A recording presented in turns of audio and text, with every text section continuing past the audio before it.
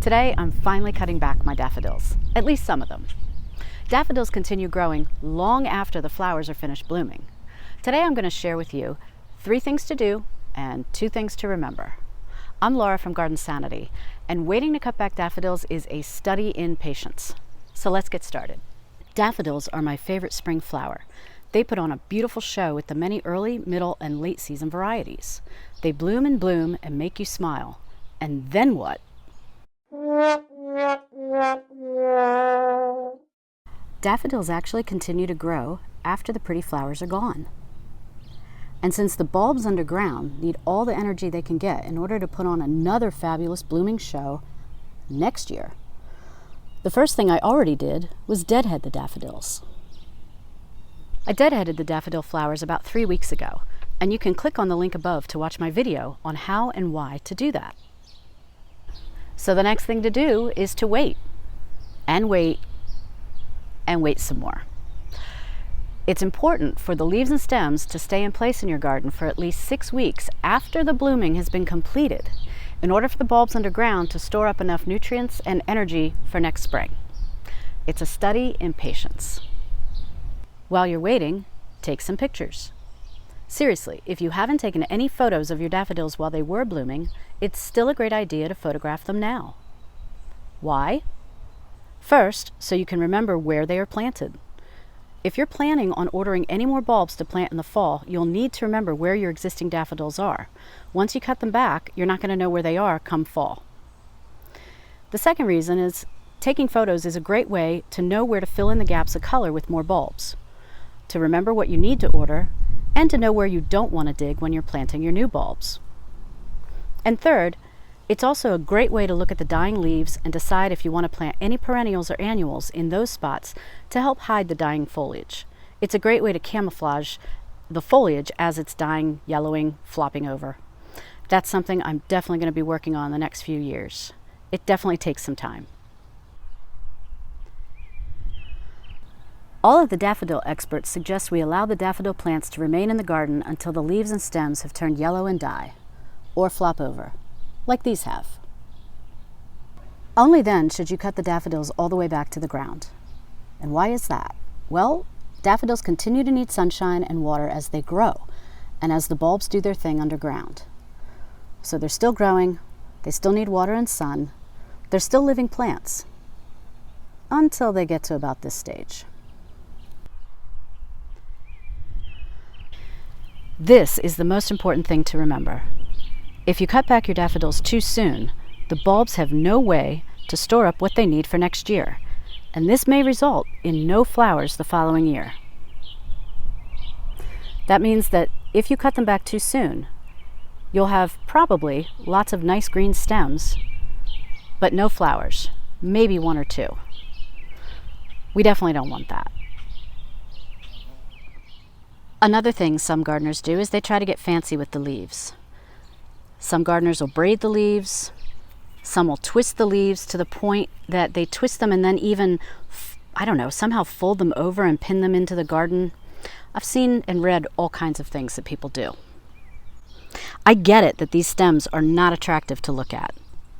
But it's not a great solution to twist them up or braid them because it impedes the leaves to get as much nutrients to the bulbs as possible. Now I realize there's going to be many gardeners out there that are going to come at me and say, but I've been braiding my daffodil leaves for years and they come back great every single season. I'm really impressed with that, and honestly I think that's a really great thing, but even the American Daffodil Society says that you really shouldn't braid or twist the leaves and stems of your daffodils, that they really will get the most nutrients if you just leave them up standing straight until they flop over on their own.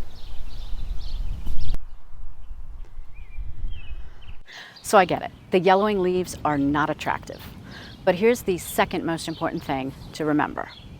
When it comes to cutting back your daffodils, it's more important for the amount of time you wait than it is necessarily to have the leaves yellowing and flopped over. As long as you wait at least 6 weeks after blooming is done and then cut them back, you should be good. Now let's say at the end of 6 weeks, they're still kind of green, maybe not even that much yellow, but you just can't take it anymore. You can go ahead and cut them back. It's okay. So what do? I wait until my daffodils completely yellow, flop over, and die. It's just what I do. And I will show you how I cut them back in just a minute. Believe me, I get how frustrating it is waiting for the daffodils, those at least 6 weeks. Some people even wait 8 weeks. But it really is necessary if you want to have a gorgeous spring blooming show next spring. So I'm trying to plant perennials around the daffodils where it's possible, to have the eye focus on those new plants rather than the dying leaves and stems. Here you can see the blue star calamaris. It's now in bloom, and hopefully when the eye looks at this garden, what your eye sees are the flowers, not so much the dead and dying stems. And if you do see the stems, they kind of look like greenery. This is one of the foundation beds. And as you can see, there's still lots of daffodils that are waiting for their turn, but they're still growing. Look how long some of them have gotten. But first they were camouflaged by this candy tuft that just finished blooming. I just cut it back the other day. There's still one little blossom right here. But hopefully now, when you look at this bed, especially from a distance, what your eye's drawn to is it's drawn to the beautiful knockout roses. So you kind of don't notice the daffodils down here as much. And I'll show you a great patch of daffodils right here. Yeah, these guys need to be cut back. Oh yeah. And this area in the center bed is much improved from last year. You can still see lots of daffodil stems and leaves, but since I added the geranium roseanne recently, I added the geum, which I showed you in a previous video. There's a link above if you want to see that. And in the distance you see some of the calamaris. That all goes a long way to hiding or camouflaging all of these daffodil stems. Okay, maybe the brown stuff right there. That's kind of sticking out like a sore thumb, but it's time that I can finally cut those back, which is great. So to cut back your daffodils, you can use either hand loppers like these, or you can use snips. Either ones work fine. Now, here's a nice specimen. These are tete-a-tete daffodils, and as you can see, a lot of this is already yellow. In some cases, you should be able to just pull some of this up. See how it just comes up by itself? And that's fine. So you can do that and get some of that up. But then for those that won't, just try to pull them up a little bit by the stems, just so you can get a good grip on them. And then prune as close as you can to the mulch.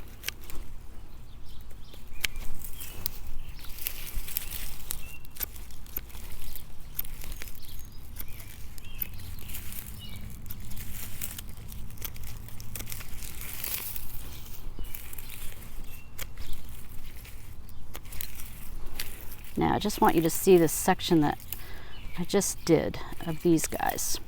So you see, I'm just going to leave them to about here, and you can even go a little bit smaller.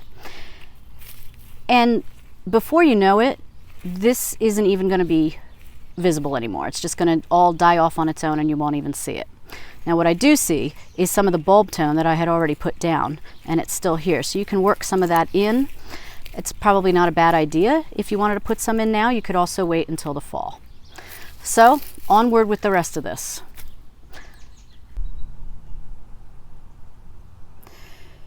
So after a few days of rain, I wanted to come out here and show you what the daffodils look like that I cut back. You can see that, like I said, these are just little stubs now.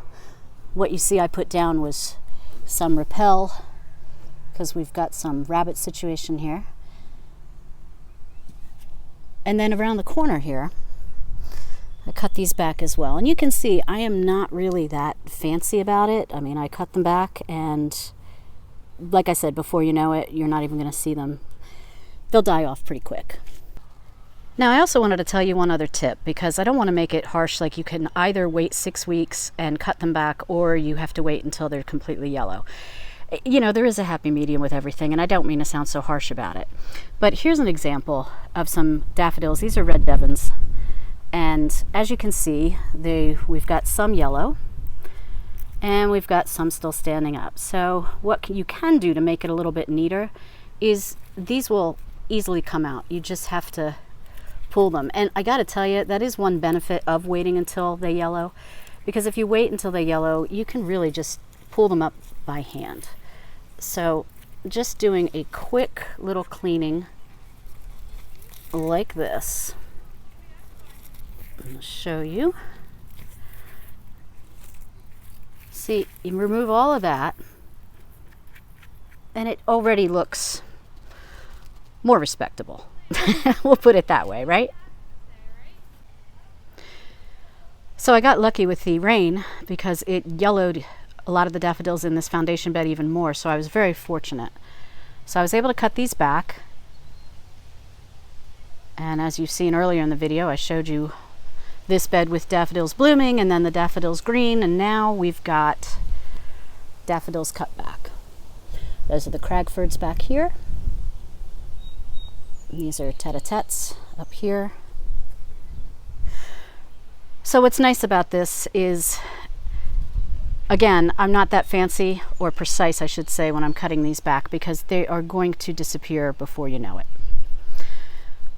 Now, I didn't get all the beds done. I left quite a few, but I did, like I showed you, I pulled the yellow off of some of them. Like here's this bed where I had the really gross yellow ones waiting to be pulled up. So I did pull those up, sprinkled some Repel because of the rabbits, like I said. But I tried to clean up some of the yellow daffodil stems, and now you have just nice green stuff growing here. So it looks good. A little bit neater. So let's review. There's 3 things to do. First, take pictures of your daffodils. Second, deadhead the dying daffodil flowers when it's time. And third, cut back your daffodils when it's been at least 6 weeks from the end of their blooming period.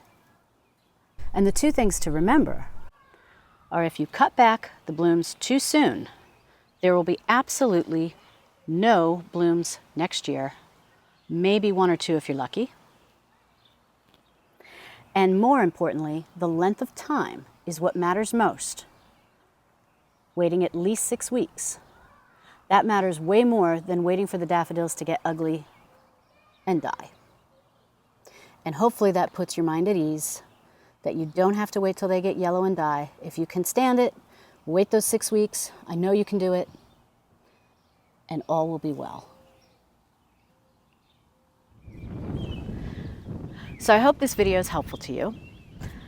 And I want you to know that I too struggle with the whole patience is a virtue thing when it comes to cutting back your daffodils. But if I can do it, you can do it too. So until next time, happy gardening.